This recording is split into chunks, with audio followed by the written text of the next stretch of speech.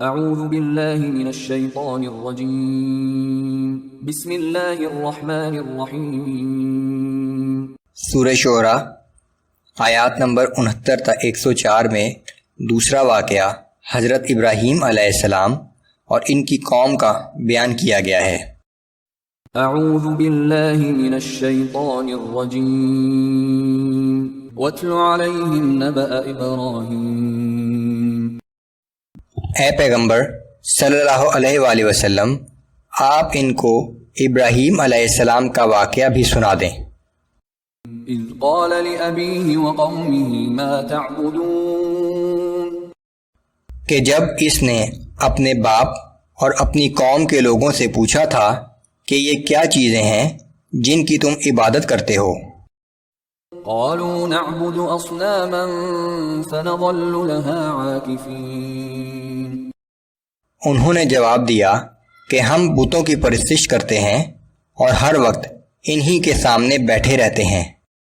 قال هل يسمعونكم اذ تدعون او ينفعونكم او يضرون، ابراہیم علیہ السلام نے پوچھا کہ جب تم انہیں پکارتے ہو تو کیا وہ تمہاری آواز سنتے ہیں یا یہ تمہیں کچھ نفع یا نقصان پہنچا سکتے ہیں؟ قالوا بل وجدنا آباءنا كذلك يفعلون، انہوں نے کہا کہ یہ ہم کچھ نہیں جانتے، لیکن ہم نے اپنے آباء و اجداد کو اسی طرح کرتے پایا تھا۔ قال افرأيتم ما كنتم تعبدون انتم وآباؤكم الاقدمون، ابراہیم علیہ السلام نے کہا کہ کیا تم نے کبھی ان بتوں کی حقیقت پر غور کیا جن کی تم پرستش کرتے ہو اور جن کی پرستش تمہارے آباء و اجداد کرتے رہے ہیں؟ فإنهم عدو لي إلا رب العالمين الذي خلقني فهو يهدين، یہ تو میری نظر میں سب میرے دشمن ہیں سوائے ایک رب العالمین کی ذات کہ جس نے مجھے پیدا کیا، پھر وہی ہر کام میں میری رہنمائی کرتا ہے۔ والذي هو يطعمني ويسقين، وہی ہے کہ جب میں بھوکا ہوتا ہوں تو مجھے کھلاتا ہے اور جب پیاسا ہوتا ہوں تو مجھے پلاتا ہے۔ وَإِذَا مَرِضْتُ فَهُوَ يَشْفِينِ، اور جب میں بیمار پڑتا ہوں تو اپنی رحمت سے مجھے شفا دیتا ہے۔ وَالَّذِي يُمِيتُنِي ثُمَّ يُحْيِينِ، اور وہی جو مجھے موت دے گا پھر مجھے دوبارہ زندہ کرے گا۔ وَالَّذِي أَطْمَعُ أَن يَغْفِرَ لِي خَطِيئَتِي يَوْمَ الدِّينِ، اور وہی کہ جس سے میں امید رکھتا ہوں کہ قیامت کے دن میری خطاؤں سے درگزر فرمائے گا۔ رَبِّ هَبْ لِي حُكْمًا وَأَلْحِقْنِي بِالصَّالِحِينَ وَاجْعَل لِّي لِسَانَ صِدْقٍ فِي الْآخِرِينَ، اے میرے رب، مجھے حکمت عطا فرما اور مجھے نیک لوگوں میں شامل فرما دے اور آنے والی نسلوں میں میرا ذکر خیر جاری رکھ۔ وَاجْعَلْنِي مِن وَرَثَةِ جَنَّةِ النَّعِيمِ، اور مجھے نعمتوں سے بھری جنت کے وارثوں میں شامل فرما دے۔ وَاغْفِرْ لِأَبِي إِنَّهُ كَانَ مِنَ الضَّالِّينَ،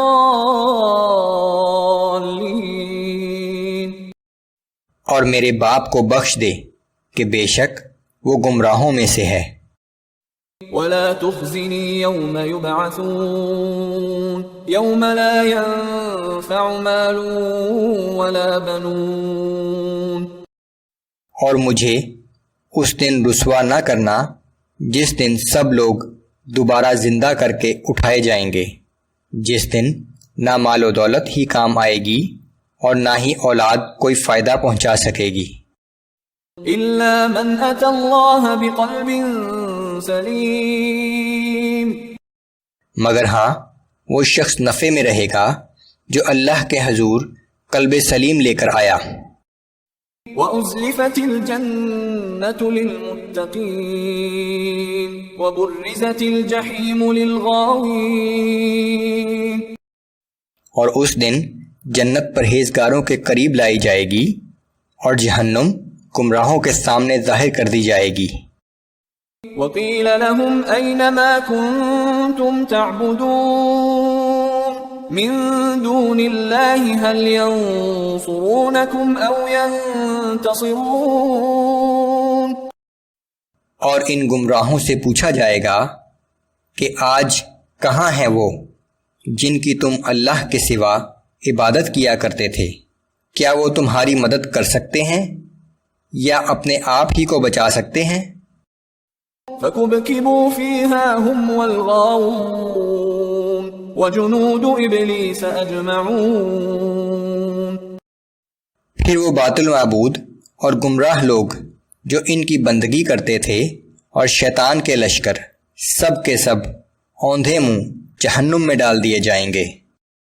قالوا وهم فيها يختصمون تالله إن كنا لفي ضلال مبين إذ نسويكم برب العالمين، اور جہنم میں وہ گمراہ لوگ باطل معبودوں سے جھگڑتے ہوئے کہیں گے کہ اللہ کی قسم ہم تو یقیناً کھلی گمراہی پر تھے جب ہم تم کو رب العالمین کے برابر سمجھتے تھے۔ وما أضلنا إلا المجرمون، اور ہمیں تو بس ان بڑے مجرموں نے گمراہ کیا۔ فما لنا من شافعين ولا صديق حميم، سو اب نہ ہمارا کوئی سفارشی ہے اور نہ کوئی ہمدردی کرنے والا دوست۔ فلو ان لنا كرة فنكون من المؤمنين، کاش ہمیں ایک دفعہ اور دنیا میں واپس جانے کا موقع مل جائے تو ہم بھی مومن بن جائیں۔ ان في ذلك لآية وما كان اكثرهم مؤمنين، اس میں ہے اللہ کی قدرت کی نشانی، لیکن ان میں سے اکثر لوگ ایمان لانے والے نہیں ہیں۔